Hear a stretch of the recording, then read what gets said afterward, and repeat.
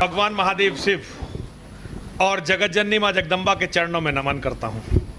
अभी जतिन और शुभम बहुत छोटे बच्चे हैं, ये मेरे पास गए। मेरे लिए बहुत उम्र का बहुत अंतर है हम लोगों में, लेकिन कई बार बच्चे बहुत अच्छी चीज़ सिखा देते हैं बड़ों के लिए। और ख़ास तौर से लोग जिस फील्ड के लोग हैं, मतलब मैं उस फील्ड में बड़ा अनजान हूँ। मैंने केवल व्हाट्सएप और फेसबुक पे ही अपनी आंखें खोदी। अब मेरी आंखें नहीं खुलती हैं, नहीं मुझे इसकी जरूरत नहीं, इसमें आवाज़ मेरी ठीक आएगी। अगर इसके बिना भी बोलूँगा तो भी आवाज़ ठीक आएगी। तो ये लव दे दो, तो मैं इन बच्चों को बहुत बहुत धन्यवाद देता हूँ। मेरी बहुत बहुत शुभकामनाएं इनके साथ हैं। और मैंने जब ये मेरे पास आए थे तब मैंने इन्हें बताया था कि मैं अच्छे मंचों पर बोलने के लायक आदमी नहीं हूँ, और सभ्य दुनिया ने मुझे बिल्कुल अलग आइसोलेटेड कर रखा है, मुझे काट कर अलग कर रखा है, क्योंकि सभ्य लोग जानते हैं कि इस व्यक्ति पर कंट्रोल नहीं हो सकता और ये कुछ भी कह सकता है। तो मेरी बात अगर आप में से किसी को बुरा लगे तो मैं बहुत क्षमा चाहूँगा, पहले ही कहता हूँ मैं बहुत क्षमा चाहूँगा। मैं यहाँ किसी को नाराज़ करने के लिए नहीं आया, मैं तो केवल इन दोनों बच्चों के साहस का, अगर मैं नहीं आता तो इन बच्चों को ये लगता कि बाबा जी आए नहीं, और बाबा जी बात बहुत बड़ी बड़ी करते हैं लेकिन हमने बुलाया और बाबा जी आए नहीं। लेकिन सत्य ये है कि मैं जहाँ भी जाता हूँ एक बहुत बड़ी तादाद में लोग मुझसे नाराज़ हो जाते हैं, और ख़ास तौर से वो लोग जो सोफिस्टिकेटेड हैं। कभी मैं भी इसी सोसाइटी का एक हिस्सा था। मैंने 1995 में एमटेक किया था, और मैं किसी गर्व से नहीं कहता, एक छोटी सी बात है कि मैं जिस भी कॉलेज में गया मैंने अपने जीवन में कभी सेकंड पोजीशन नहीं देखी। मैं जिस भी कॉलेज में गया, मतलब मैं इसे इसलिए नहीं कह रहा कि मैं आप लोगों पर कोई इंप्रेशन दिखाना चाहता हूं, क्योंकि पिछले 20 सालों में, बल्कि 22 साल हो गए, 22 सालों में लोगों ने मुझे कोई ऐसा काम करते हुए नहीं देखा जो कोई पढ़ा लिखा आदमी करता हो। इन्होंने केजरीवाल, अभी जैसे हमारे अग्रवाल साहब बता रहे थे, इनकी समझ में आया केजरीवाल के खिलाफ मुकदमा लड़ना, हमारी समझ में आया केजरीवाल को पीटना, हमने केजरीवाल को पीट दिया। लोगों की समझ में आया कि प्रशांत भूषण के घर को जाकर पीटो, पोत दो, या उसके खिलाफ आप कोई एफआईआर दर्ज करवाओ, या साइबर सिपाही ने अपने हिसाब से काम किया। हमारी समझ में आया कि इसे कोर्ट में जाकर 6 तो साले को, हमने वो किया। मुजफ्फरनगर का दंगा हुआ, लोग अपने घरों में बैठकर ट्वीट करते रहे, बात करते रहे। मेरे को ये लगा कि हमें वहीं जाकर लड़ना चाहिए। 80 लोगों के साथ मैं वहीं एक तो मेरे से क्षमा चाहते हुए मैं एक विशेष परिचय करवाना चाहता हूं। मेरे साथ आए हुए बाबा परमेंद्र आर्य, मैं बाबा जी से निवेदन करता हूं एक बार खड़े होकर सबका बाबा जी अभिवादन करेंगे। ये विशेष परिचय इसलिए है कि हिंदुओं में एक प्रवृत्ति खत्म हो गई है, उस प्रवृत्ति का नाम है योद्धेय प्रवृत्ति, लड़ने की। योद्धा की आप ये समझ लीजिए कि अगर बिल्कुल यहाँ अंधेरा हो जाए और कहीं आवाज आ जाए तो बाबा परमेंद्र वहीं गोली मार सकते हैं। कारगिल लड़कर आए हैं, कारगिल लड़कर आए हुए हैं, रिटायर्ड फौजी हैं, और अब इन्होंने अगर ये चाहते तो बहुत अच्छी सैलरी पर कहीं भी बंदूक उठाकर अपना काम करते। इनके पास रिवॉल्वर का लाइसेंस है, इनके पास बंदूक का लाइसेंस है, 40-50 हज़ार रुपये कहीं भी मिलते। लेकिन ये गांव-गांव में जाते हैं, और गांव-गांव में जो कुश्ती की कला थी उसे अब ये पुनर्जीवित कर रहे हैं गांव-गांव में जाकर। तो बहुत बड़ा काम ये हिंदुओं को जगाने का कर रहे हैं। मैंने इन्हें बहुत रिक्वेस्ट की, मैंने कहा नए बच्चे हैं, मेरी समझ में सोशल मीडिया भी नहीं आता और सोफिस्टिकेटेड समाज भी नहीं आता, और बाबा दोनों में एडजस्ट कर लेते हैं। पढ़े लिखों में ये पढ़े लिखे हो जाते हैं और मेरे साथ दाढ़ी वाले बन जाते हैं। तो मैंने कहा आप मेरे साथ चलिए, तो मैं इन्हें साथ लेकर आया। थोड़ा आपसे परिचय करवाना जरूरी था। अभी मैं बहुत देर से सुन रहा था आप लोगों की बातें, मुझे बहुत अच्छा लगा। महाराज जी माफी चाहते हुए आपके बस 2 मिनट के बीच में एक महाराज जी से, मतलब हमारा सौभाग्य है कि ऐसा वो हुआ है, बाद में कर लेंगे एक छोटा सम्मान। हाँ जी जी जी। वैसे तो बाबा परमेंद्र के लिए कोई भी सम्मान बहुत छोटा है, लेकिन बच्चों की इच्छा है, और आप लोगों को मतलब ये इनसे आप बहुत कुछ सीख सकते हैं और आगे बाबा जी के साथ रह सकते हैं। हम तो एक पके हुए आम है, पता नहीं किस दिन टपक जाएंगे। लेकिन ये जो आपने महाराज जी चीज बोली है, हमें बिल्कुल पृथ्वीराज चौहान जी की याद आ गई। जी जी। 4 बास 24 गन अंगुलश प्रमाणता ऊपर सुल्तान अहमद चुको चौहान। आपने बोला कि पूरे अंधेरे में गोली खा करके आवाज पे गोली, आवाज पे कभी आजमाइए, आप मंदिर आइए कभी, मेरे कम से कम 20 ऐसे शिष्य हैं जो आवाज पे गोली मार देते हैं। 20 शिष्य, पूरे हिंदुस्तान में केवल मैं एक बाबा हूं जिसके शिष्यों में इतनी ताकत है कि वो आवाज पे गोली मार सकते हैं। मैं किसी दिन दिखाना चाहूंगा जी जरूर। और तो अभी जो बात चल रही थी, मैं बहुत अभिभूत हूं आप लोगों की मेहनत से, आप लोगों के काम से, और मुझे अच्छा लगा कि नौजवान बच्चे इसके बारे में सोच रहे हैं। एक चीज मैं आपको बताना चाहता हूं, हम लोग अपनी सारी समस्याओं के लिए अंग्रेजों को जिम्मेदार मानते हैं। एक बहुत बड़ी बात हम हिंदू जनमानस में है, अभी हम लोगों, मैंने इतिहास का अध्ययन किया मौलिक, असल मेरे साथ एक गड़बड़ हो गई। मैं जब यूरोप गया पढ़ने के लिए, तो वहाँ मैं एक ऐसे देश में चला गया जो देश कभी गुलाम नहीं हुआ था। और वैसे भी यूरोप का इतिहास है कि वहाँ ज़्यादातर लोग लड़ते रहे हैं आपस में, और वो कभी गुलामी को पसंद नहीं करते। उनकी एक खास बात है, आप देखेंगे जैसे हम लोग पिछले 1300 साल से इस्लाम से पिट रहे हैं, लेकिन आज भी हमारे मन में इस्लाम के प्रति कोई वितृष्णा नहीं है, कोई वितृष्णा नहीं है। हमारे लोग सभी ये मानते हैं कि हमें तो मुसलमानों के साथ ही रहना है। केवल 3, 4, 5 साल से यूरोप दोबारा से, एक बार पहले हुआ था जब स्पेन पर और फ्रांस पर इस्लाम का कब्जा हो गया था, लेकिन उन्होंने एकदम रिमूव कर दिया था इस्लाम को पूरे यूरोप से। बाद में वो लोग बड़े सभ्य हो गए, दुनिया के सबसे बड़े जाहिल, सबसे बड़े जंगली, सबसे बड़े लुटेरे। ये नेवी क्या है? नेवी केवल लुटेरों की एक फौज हुआ करती थी जिसे वहां के राजा अपना पट्टा पहना देते थे। स्पेन के लुटेरे स्पेन की नेवी हो गई, फ्रांस के जो समुद्री लुटेरे थे वो फ्रांस की नेवी हो गई, और जो इंग्लैंड के समुद्री लुटेरे थे वो इंग्लैंड की नेवी हो गई। ऑस्ट्रेलिया अमेरिका में ज़्यादातर लोग कौन हैं? वो लोग हैं ऑस्ट्रेलिया और अमेरिका में जिन्हें वहाँ के इंग्लैंड और यूरोप के समाज ने रहने लायक नहीं माना। ज़्यादातर वहाँ के अपराधी हैं। आज वो लोग जो है दुनिया में राज कर रहे हैं। तो वो जो जाहिल, जंगली और लुटेरे थे, उन लोगों ने सभ्य होने की कोशिश की। उन लोगों ने धर्मनिरपेक्षता नाम का एक शब्द इजाद किया। हम लोग उसी की फॉलो कर रहे हैं, उसी की नकल कर रहे हैं, भद्दी नकल कर रहे हैं। हम तो दिल से धर्मनिरपेक्ष भी नहीं हुए, क्योंकि हम जो हुए हैं वो हुए हैं मुस्लिम परस्त। धर्मनिरपेक्षता एक अलग चीज है, मुस्लिम परस्ती, ये दो अलग अलग शब्द हैं। हम धर्मनिरपेक्ष ना कभी थे, ना हैं, और ना ही होने की संभावना है। हम बने हैं मुस्लिम परस्त, लेकिन यूरोप वास्तव में धर्मनिरपेक्ष बना। मैं यूरोप में रहा हूं 9 साल, तो मैंने वहां ये देखा कि मुझे यदि कोई लड़की पसंद आती है और उस लड़की को मैं पसंद आता हूं तो मैं उससे शादी कर सकता हूं। यूरोपीय समाज बहुत खुशी से मुझे स्वीकार करेगा, बहुत खुशी से स्वीकार करेगा। मुझे थोड़े दिनों के बाद ये लगा कि ये लड़की अच्छी नहीं है, मैं उसे उनके सिस्टम के हिसाब से तलाक दे देता हूं, दूसरी लड़की से शादी कर लेता हूं। तो यूरोपीय समाज में कोई दिक्कत नहीं, वो मुझे फिर से, मतलब वो, उन्हें इन चीजों से दिक्कत नहीं थी, क्योंकि वो वास्तव में धर्मनिरपेक्ष बने। लेकिन अचानक वहां पर एक शब्द आ गया जो कुरान से पैदा हुआ, इस्लाम की पैदाइश के दिन से पैदा हुआ। उस शब्द का नाम है जिहाद, जिसे भारत में आतंकवाद के नाम से कहा जाता है। हम लोग आतंकवादी से इसलिए कहते हैं क्योंकि जिहाद कहने की ताकत हम लोगों में है नहीं।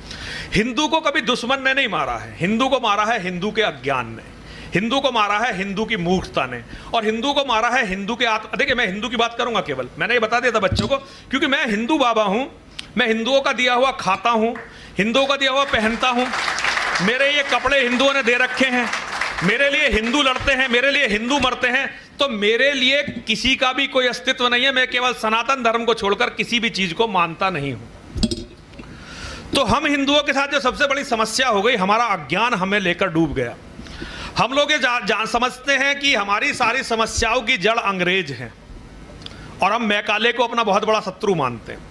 बहुत सारे लोग कहते हैं कि मैकाले ने हमारी शिक्षा का जो सिस्टम था उसे तोड़ दिया, लेकिन मैं उन सभी लोगों को एक चुनौती देता हूं कि जरा मुझे ये तो बताओ कि मैकाले ने किस सिस्टम को तोड़ा।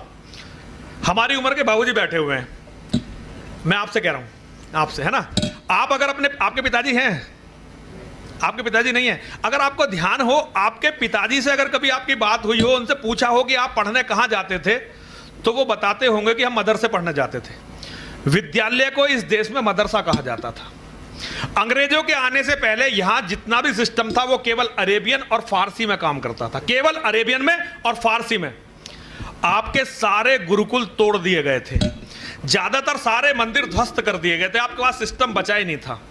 आज जिस सिस्टम को आप संभालने का प्रयास कर रहे हो, ये अंग्रेजों का दिया हुआ सिस्टम है। जैसा भी हमारे अग्रवाल साहब कह रहे थे, इन्हें शायद ये ज्ञान ना हो कि ये जो कपड़े पहने हुए हैं ये भी मुसलमानों के दिए हुए हैं, ये हमारे स्वदेशी नहीं है। पजामा हमारा हिंदुओं का स्वदेशी नहीं है, सनातन धर्म का पजामा नहीं है, पजामा अरब से आया है, हम कभी पजामा नहीं पहनते थे। तो ये सारी चीजें हैं, कुछ चीजें अरब से ली, हमने कुछ चीजें अंग्रेजों से ली। सिस्टम के साथ हमने जो है एक गुलामी को स्वीकार कर लिया जिसका नाम है इस्लामिक गुलामी, और हमने उसे नाम दिया गंगा जमुनी सभ्यता। गंगा जमुनी सभ्यता का क्या अर्थ है? इसका असली अर्थ है बकरी और भेड़िए की दोस्ती, बकरियों की और भेड़ियों की मिलीजुली सभ्यता। क्योंकि हमारा हिंदुओं का एक अज्ञान है, हम हिंदू ये सोचते हैं कि हम अपनी किसी एक्टिविटी से मुसलमानों को अपना शत्रु बना सकते हैं।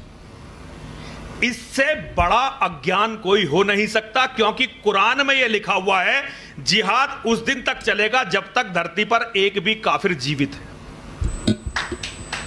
मेरी नेचर में नहीं था किसी के खिलाफ बोलना। मेरे जो फोर फादर्स हैं, मेरे पिताजी, मेरे बाबा जी, मेरे पड़बाबा, मेरे बाबा जी फ्रीडम फाइटर थे। हम लोगों के खून में कांग्रेस दौड़ती है, मतलब मेरे खून में कांग्रेस दौड़ती है। मेरे खून में राष्ट्रवाद इस तरह से नहीं था। पहले शब्द था देश प्रेम, आजकल शब्द है राष्ट्र प्रेम। दोनों हिंदुओं को मूर्ख बनाकर बहकाने का एक तरीका है, इसके सिवा मैं इन दोनों शब्दों को कुछ नहीं मानता। हमारे यहां मुसलमानों का बहुत आना जाना था। जिस बिरादरी में दुर्भाग्य से मेरा जन्म हुआ, उस बिरादरी के बहुत सारे लोग मुसलमान बने। उस बिरादरी में हिंदुओं से ज्यादा लोग मुसलमान बने। ब्राह्मणों में एक छोटा तबका होता है जिसे त्यागी कहते हैं, मैं त्यागियों में पैदा हुआ, और हमारे त्यागी बिरादरी की खास बात यह थी कि इसमें बहुत लोग मुसलमान बने, क्योंकि ये कौम यहां बड़ी जंगजू थी। यहां बहुत बड़ी लड़ाई त्यागियों ने इतिहास में लड़ी है। जिन लोगों ने लड़ाई लड़ी है उन्हें कुचलने का काम मुसलमानों ने बहुत बखूबी किया था। इसीलिए मेरी अपनी जो बिरादरी थी जिसमें मेरा जन्म हुआ, बहुत सारे लोग मुसलमान बने। और मुसलमानों की जो हमसे दुश्मनी है वो कुरान के आधार पर, केवल हमसे दुश्मनी नहीं है, मुसलमानों की सबसे दुश्मनी। और जब सब खत्म हो जाएंगे तब उनके आपस के जो उनके फिरके हैं, सियाओं की सुन्नियों से, सुन्नियों की अहमदियों से, इस तरह से उनकी आपस में दुश्मनी चलेगी।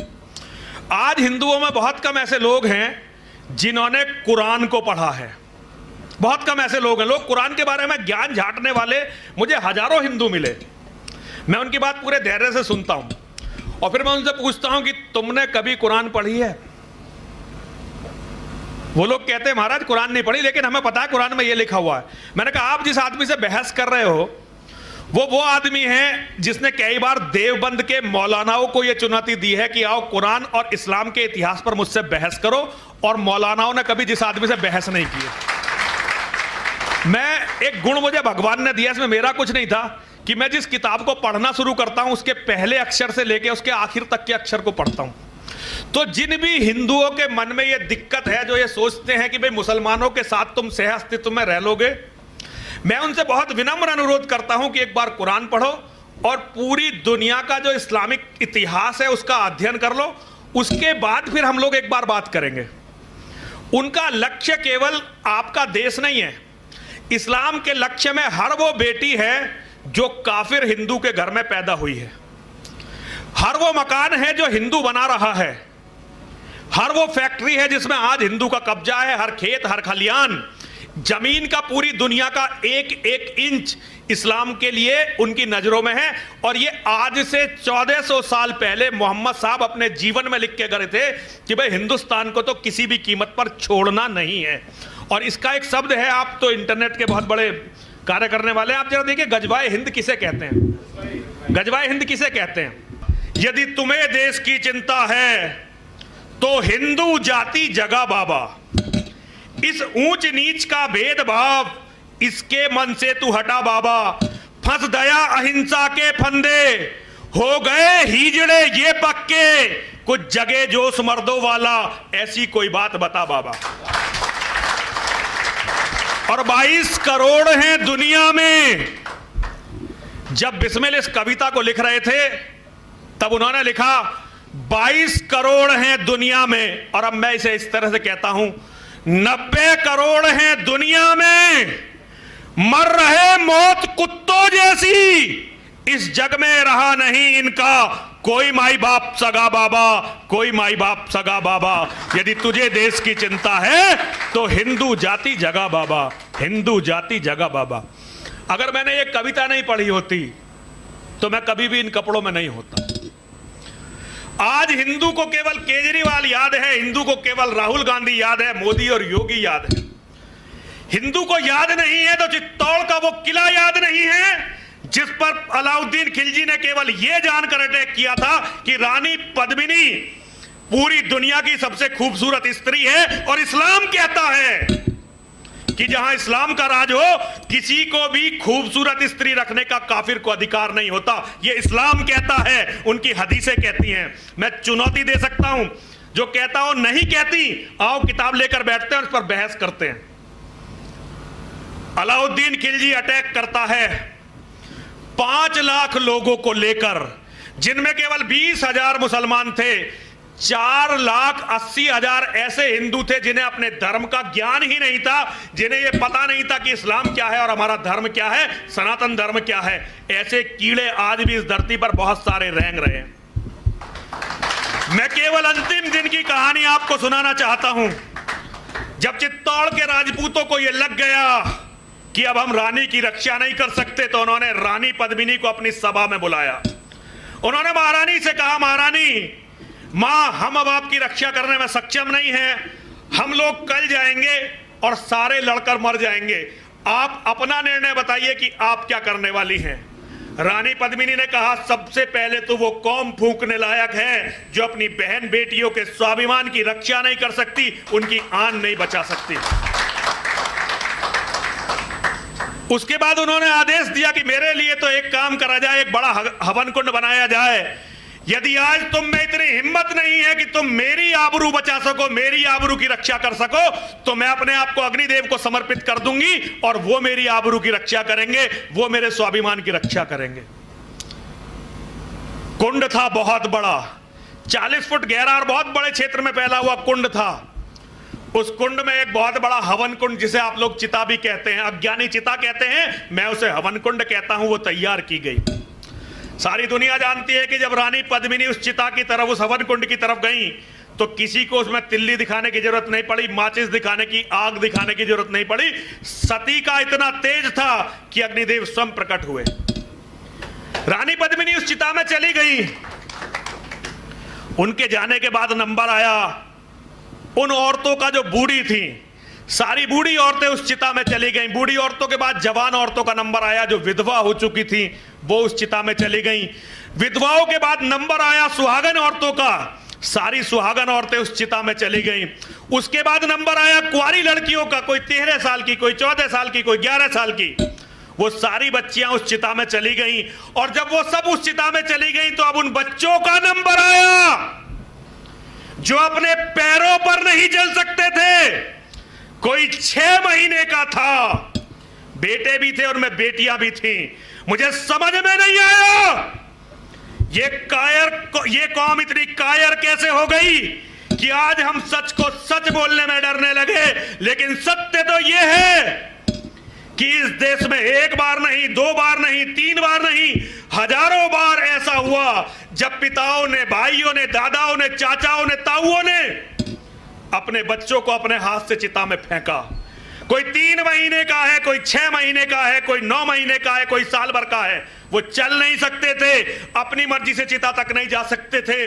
उन सबको चिता में फेंका गया और उन्हें चिता में फेंकने के बाद सारे राजपूत इकट्ठे हुए। मेरी अपनी भी एक बेटी है, शुभम बेटा। मैं कभी कभी कल्पना करता हूं, मुझे कभी पता चलता मेरी बेटी को चोट लग गई। मैं बहुत कम मिलता हूं अपनी बेटी से, लेकिन जब मुझे पता चलता है मेरी बेटी के कहीं चोट लग गई, तो मुझे ऐसा लगता है जैसे किसी ने मेरे दिल को पकड़कर निचोड़ दिया हो।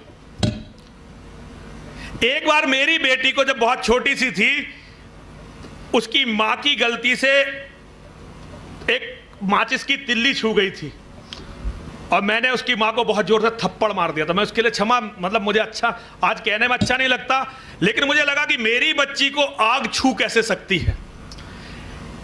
अगर हम अपनी बच्ची को आग छूने में इतने परेशान हैं, तो हम उन बच्चों को क्यों भूल जाते हैं जिन्हें पिछले 800 साल तक केवल इसलिए चिताओं में जाना पड़ा कि इस देश में गुलामी थी, और गुलामी भी उन राक्षसों की थी जो अपने सिवा किसी को व्यक्ति मानते ही नहीं थे, आदमी मानते ही नहीं थे। मैं अंग्रेजों को जस्टिफाई करने के लिए यहां नहीं खड़ा हुआ हूं। और अंग्रेजों का कोई जस्टिफिकेशन है भी नहीं। वो अपने स्वार्थ के लिए आए थे, लेकिन हमारे स्वार्थ के लिए नहीं आए थे। लेकिन हमें सत्य को सत्य बोलना चाहिए। अंग्रेजों ने हमारे लिए आजादी की राह सुगम की और केवल अंग्रेजों के कारण हम आजाद हुए।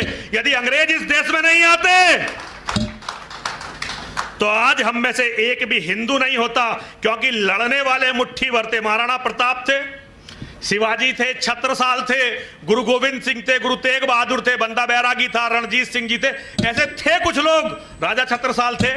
और इनकी तादाद भी हजारों में थी जो धर्म के लिए लड़े।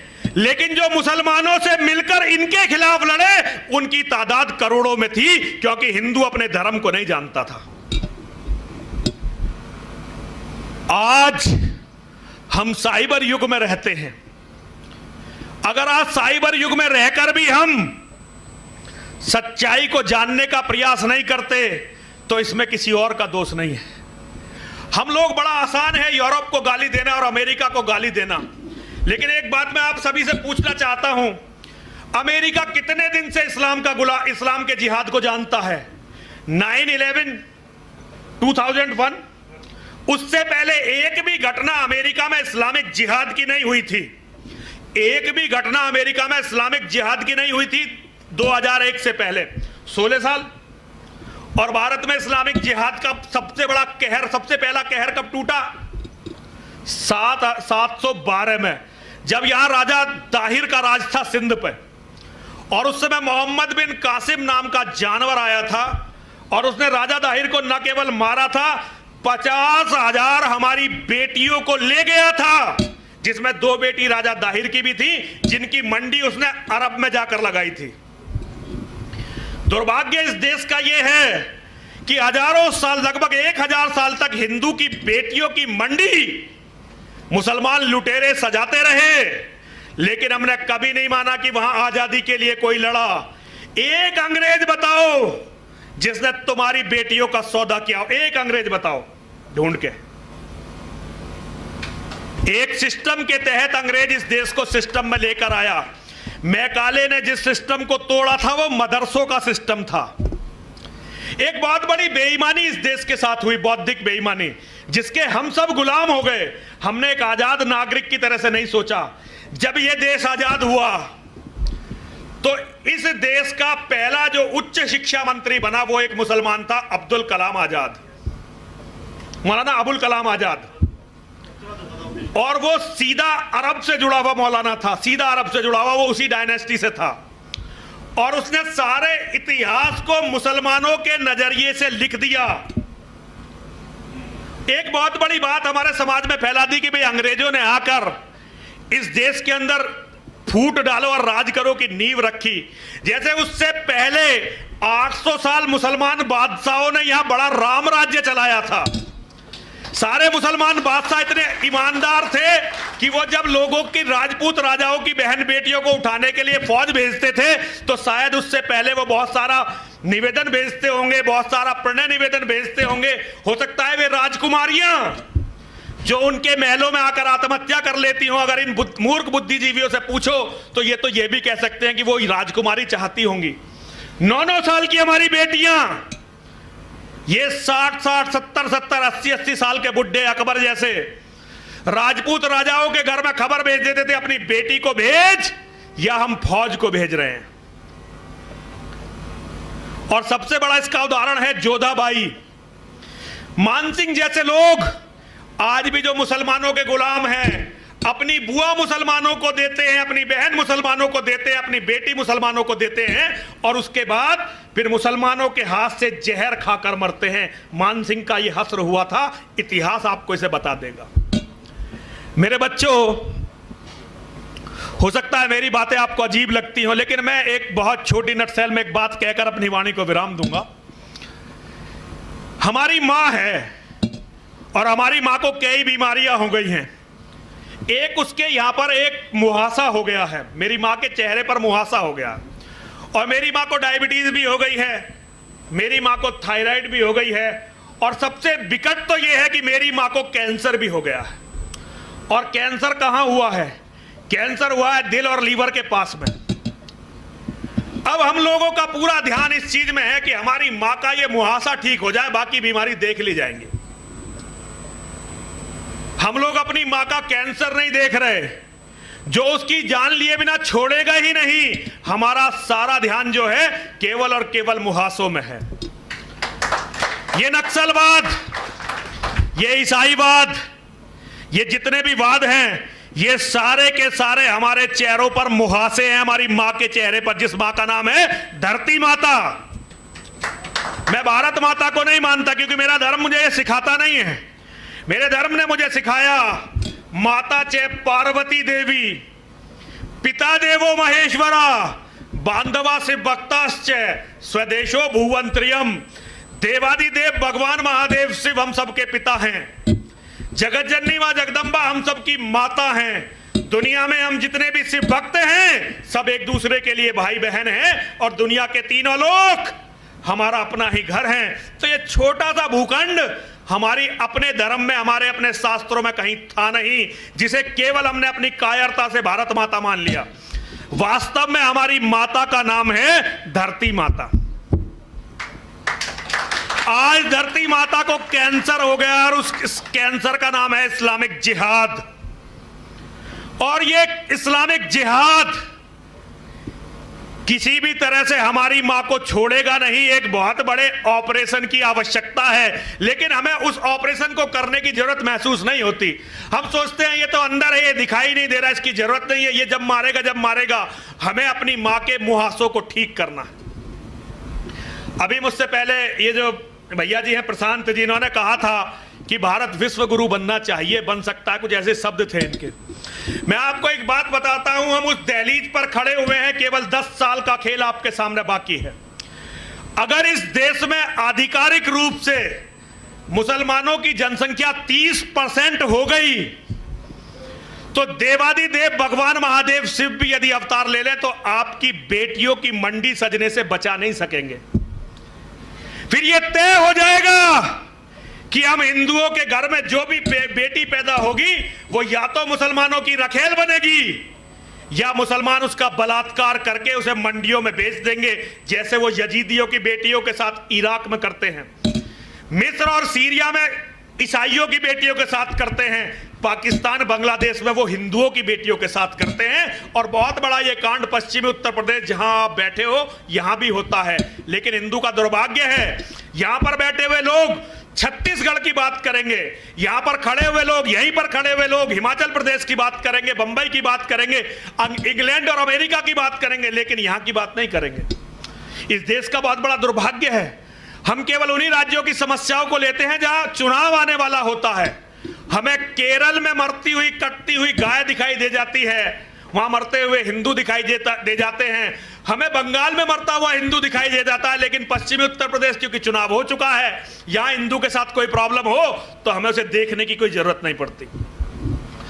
जबकि मैं आपसे बताना चाहता हूं कि पूरी दुनिया अपने अपने धर्मों में बटी हुई है। एक बहुत बड़ी बात, अभी बगदादी का यहां नाम लिखा हुआ है, आप लोगों को एक बहुत बड़ा ज्ञान होगा कि ये बगदादी कोई अरब की पैदाइश है, इस बगदादी का दिमाग कोई अरब ने बांधा है। कोई अगर आप में से पत्रकार हो तो मेरी बात को नोट करें। मैं एक बात बहुत आपको बताना चाहता हूं जो हिंदुस्तान में किसी की हिम्मत नहीं है बोलने की। ये यजीदी कौम कोई आज से नहीं है, मोहम्मद साहब के समय में भी ये कौम उसी जगह थी जहां ये रह रही थी, अरब में, मेसोपोटामिया में, जहां आज इराक है, वहां ये पहले भी रहती थी। अभी ये कौम अचानक क्यों मार दी गई, अभी कौम क्यों खत्म कर दी गई? कभी आपने इसका विश्लेषण किया है?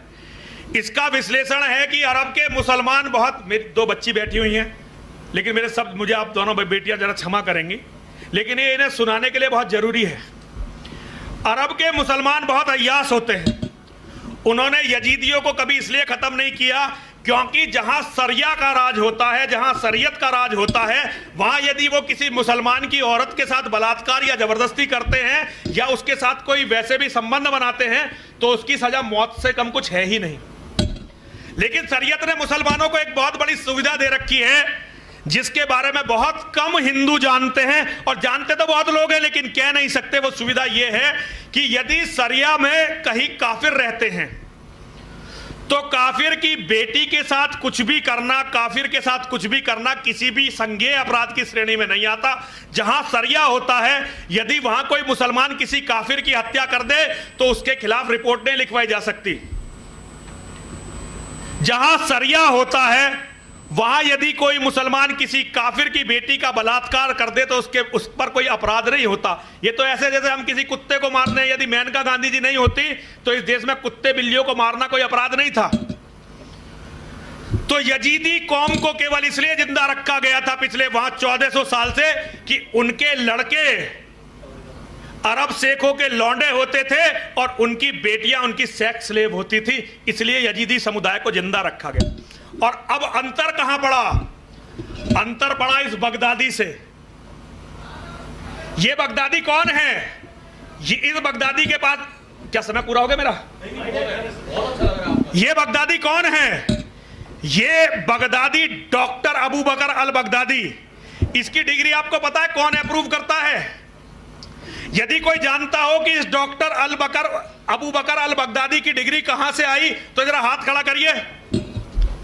कौन सा विश्वविद्यालय है जिसने इसे डिग्री दी, जो इसकी डिग्री को अप्रूव करता है? आपको पता है किसी को? अरे आप तो बड़े जागरूक लोग हो, कोई तो बताओ।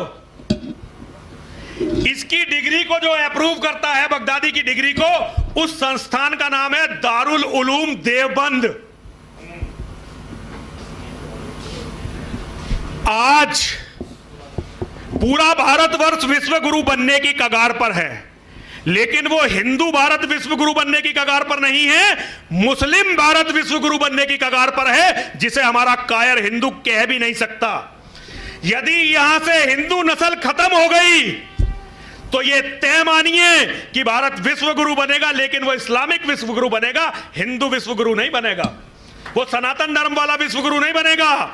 आज भी पूरी दुनिया का बहावी इस्लाम, जिसके सबसे बड़े संगठनों में सबसे पहला नाम है आज आईएस का, दूसरा नाम है अलकायदा का, तीसरा नाम है तालिबान का।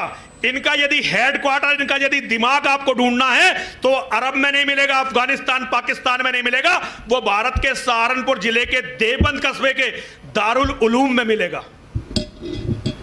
सरकार चाहे राष्ट्रवादियों की हो, सरकार चाहे कांग्रेसियों की हो, सरकारों के अंदर इतनी हिम्मत नहीं है कि वो दारुल उलूम देवबंद की निगरानी भी कर सकें। और जिन यूरोपियनों को हम बहुत गाली देते हैं, जिन यूरोपियनों को हम बहुत निकृष्ट बताते हैं, उन यूरोपियनों ने पूरी ताकत लगा रखी है कि दुनिया में किसी भी तरह से दारुल उलूम को रोका जाए। अमेरिका पूरा इस पर वाच कर रही है।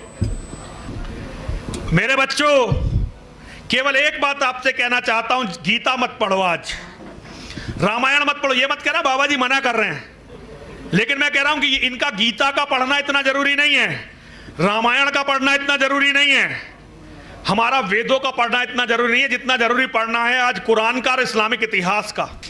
क्योंकि जो लोग अपने आप को बहुत बुद्धिजीवी मानते हैं, वो अपने अज्ञान के कारण, अपनी मूर्खता के कारण और सबसे बढ़कर अपनी कायरता के कारण तुम्हारी बेटियों की मंडी लगाकर तुम्हारे बेटों को समाप्त करवा। तुम अभी 24, 25, 30 साल के बच्चे हो, ज्यादातर हो सकता है 10 साल तुम इस बवाल से बचे रहो, लेकिन तुम्हारे बच्चे किसी भी कीमत पर कुछ भी कर इस बवाल से बच नहीं सकेंगे।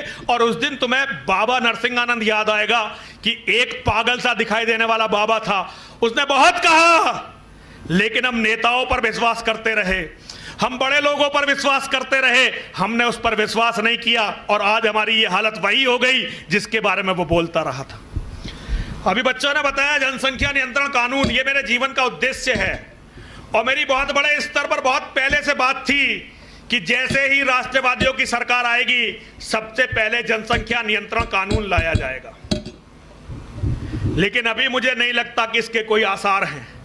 और एक बात मैं आज बता रहा हूं, ये जो जनसंख्या नियंत्रण कानून नहीं आया तो अभी राष्ट्रवादियों की अपनी सरकार है, किसी की जरूरत नहीं है उन्हें।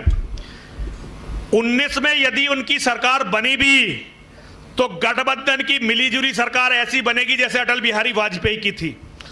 और जो लोग 24 में प्रधानमंत्री बनने का सपना देख रहे हैं, 24 में उन संगठनों को कार्यकर्ता मिलने इस देश में बंद हो जाएंगे। 24 में कोई भी अपने आप को उन संगठनों का कार्यकर्ता नहीं बताना चाहेगा, क्योंकि उन संगठनों ने कभी भी अपने कार्यकर्ताओं की लड़ाई नहीं लड़ी। मैं किसी संगठन का नाम नहीं लेना चाहता, मैं बहुत छोटा सा बाबा हूं, लेकिन मेरा प्रण है यदि कोई मेरे शिष्यों को छेड़ेगा तो अगर मेरी एक भी सांस बाकी होगी तो मैं उसे छोड़ूंगा नहीं। मेरा एक भी बच्चा, मेरे होते हुए मैं ये नहीं कहता कि वो मारा नहीं जा सकता, लेकिन उसका बदला नहीं लिया जाएगा, ये कभी नहीं होगा, क्योंकि मेरे धर्म ने, जिसे सनातन धर्म कहते हैं, उसका नियम है हम प्रतिशोध छोड़ नहीं सकते। भगवान श्री कृष्ण की गीता यही तो कहती है। भगवान श्री कृष्ण ने गीता में अर्जुन से यही तो कहा था कि इन दुष्टों को इसलिए मारना है कि धर्म जीवित रहे। धर्म की रक्षा के लिए हमें प्रतिशोध लेना ही पड़ता है। तो बहुत बड़ा संगठन है, उसके कार्यकर्ता पंजाब के आतंकवाद के समय से मैं देख रहा हूं। और एक हिंदू बुद्धिजीवियों की एक बहुत बड़ी आपको विशेषता बताता हूं। मैं नमन करता हूं अपने सिख भाइयों को, वो दुश्मन नहीं है, हमारे साथी, हमारे भाई हैं। उनके 6000 लोग 84 के दंगे में मरे और 84 से अब तक 33 साल हो गए। वो उन 6000 लोगों को कहीं भी मैं मीटिंग में जाऊं जरूर रोते हैं, वो उसका जिक्र जरूर करते हैं। लेकिन उसी टाइम आतंकवाद के नाम पर 50,000 हिंदू से ज्यादा अनऑफिशियली और 25,000 हिंदू ऑफिशियली सिख आतंकवाद में मार दिए गए। एक भी हिंदू के मुंह से आपको जिक्र नहीं, केवल एक नरसिंहानंद सरस्वती को छोड़कर कोई कहता हुआ नहीं मिलेगा। एक बात बहुत विनम्र अनुरोध आप सबसे कहना चाहता हूं, जीन्स और पजामे की लड़ाई में मत फंसो। इन सिंबलों का कोई भी औचित्य नहीं है, ये सिंबल नहीं रह जाएंगे कल। यदि सनातन धर्म समाप्त हुआ, यदि हमारे बच्चे समाप्त हुए, तो इन बातों का क्या अर्थ रह जाएगा कि बाबा जी ने भगवा पहना या बाबा जी ने सफेद जीन्स पहनी या नीली जीन्स पहनी। जो पुरुषार्थी हैं उनके लिए कोई बहाना, कोई कपड़ा, कोई साधन नहीं चाहिए। वो अपने कर्म करते हैं और देश और धर्म को विजय दिलाते हैं। मेरे बच्चों, मैंने बहुत समय का अतिक्रमण किया, मैं बहुत क्षमा प्रार्थी हूं, लेकिन कुछ बातें मेरे मन में कभी कभी आती हैं नौजवानों को बताने की। और मैंने जो भी गलत कहा हो, अगर आपको मेरी किसी को बात बुरी लगी हो, मैं बहुत बहुत क्षमा प्रार्थी हूं, क्योंकि मेरा काम तुम्हारा दिल दुखाना नहीं है मेरे बच्चों। मेरा काम तो तुम्हें लड़कर मरने के लिए प्रेरित करना है, जीतने के लिए प्रेरित नहीं करना।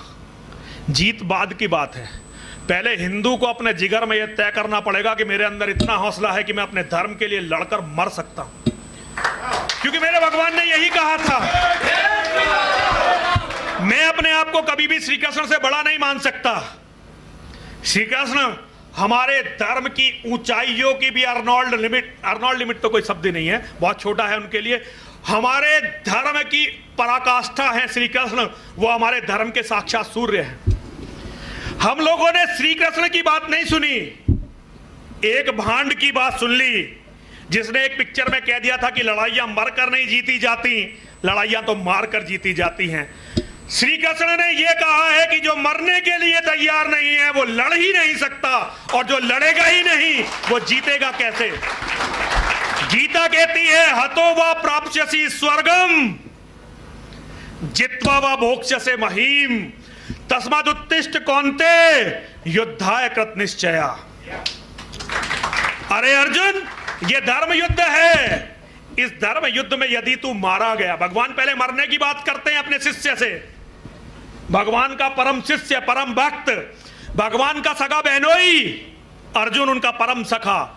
भगवान ये नहीं कहते कि अर्जुन तुम मर नहीं सकता, तू तो मेरे साथ है, मैं तुझे युद्ध में जीत दिलाऊंगा। भगवान कहते हैं अर्जुन, धर्म युद्ध में यदि तू मारा गया, क्योंकि जो योद्धा लड़ने के लिए चलते हैं सबसे पहले उन्हें मरने के लिए तैयार होना पड़ता है। जो बच्चे बता रहे थे, मैंने वास्तव में इन बच्चों को बताया ये वस्त्र कौन से वस्त्र हैं। जब रानी पद्मिनी का जौहर हो गया तो सारे राजपूत इकट्ठे हुए, जितने भी उस गढ़ में बचे हुए थे, उन्होंने खूब सारी शराब वहां लाकर रखी, खूब सारा मांस, क्योंकि राजपूत शराब भी पीते थे, मांस भी खाते थे। इतिहास से हम भाग नहीं सकते। योद्धाओं का भक्षण अलग था, हम सन्यासियों का, संतों का, ब्राह्मणों का खाने का तरीका अलग था। और जो भी वो खा सकते थे सब कुछ उन्होंने खाया।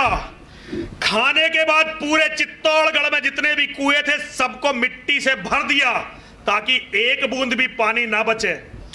चित्तौड़गढ़ में जितना भी अन्न बचा सबको जला दिया, पूरे चित्तौड़गढ़ को आग लगा दी। और उन्होंने फिर ये केसरिया कपड़े पहने, मेरा रंग दे बसंती चोला। और ये कपड़े पहनकर, क्योंकि ये आग्नेय वस्त्र होते हैं, वो लड़ाई के लिए निकले।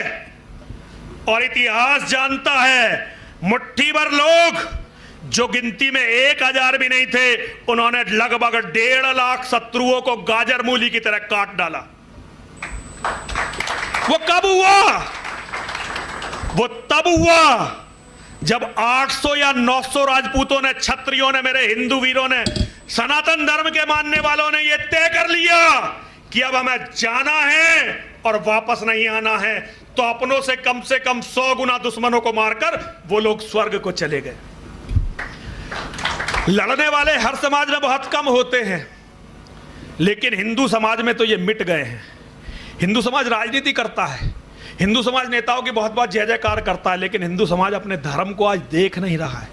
मेरे बच्चों, दुनिया में कुछ भी तुम्हारे धर्म से बड़ा नहीं हो सकता। जो लोग कहते हैं कि ये चीज धर्म से बड़ी, वो चीज धर्म से बड़ी, वो लोग केवल उन चीजों के दलाल हैं और उनके नाम पर अपना कुछ फायदा ढूंढना चाहते हैं।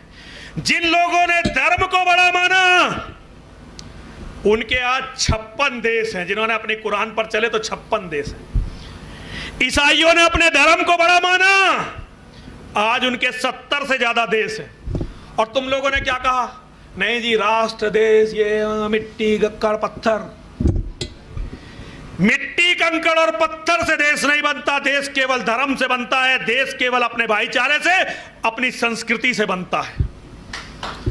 क्योंकि धर्म आत्मा होती है, और जिस मिट्टी में धर्म रहता है उसे उसका शरीर कहते हैं। आत्मा निकल गई तो शरीर केवल गंदगी मात्र है, उसमें कुछ नहीं होता। उसे रखोगे तो उसमें कीड़े पड़ जाएंगे और बीमारियां फैल जाएंगी। मेरे बच्चों, धर्म को बचाओ। और एक अंतिम बात, जनसंख्या नियंत्रण का कानून बनना चाहिए। हम सबको उसके लिए पूरी ताकत लगानी चाहिए, लेकिन उसके साथ हिंदुओं से यह भी कहना है, क्योंकि मुझे नेताओं पर भरोसा नहीं है। बात ही बात करने में कई साल निकाल देंगे, इतने मुसलमानों की जनसंख्या 30% को पार कर जाएगी। और एक बार उनकी जनसंख्या 30% को पार की तो फिर नेताओं को तो छोड़ दो, फिर भगवान भी तुम्हें बचा नहीं सकेंगे। मैं भगवान पर बहुत विश्वास करता हूं, लेकिन भगवान कभी भी कर्महीनों को बचाने के लिए नहीं आते। वो तो केवल शेरों को, दिलेरों को और महावीरों को बचाने के लिए आते हैं। तो जब तक ये कानून नहीं बनता, हर हिंदू कम से कम 5 बच्चे जरूर पैदा करे। और मेरी बात को मजाक में नहीं लेना। जो लोग मेरी बात को मजाक में लेंगे, एक दिन मेरी बातों को याद करेंगे और बहुत पछताएंगे। जरा 3 बार मेरे साथ बोलिए, बोलिए, हर हर महादेव।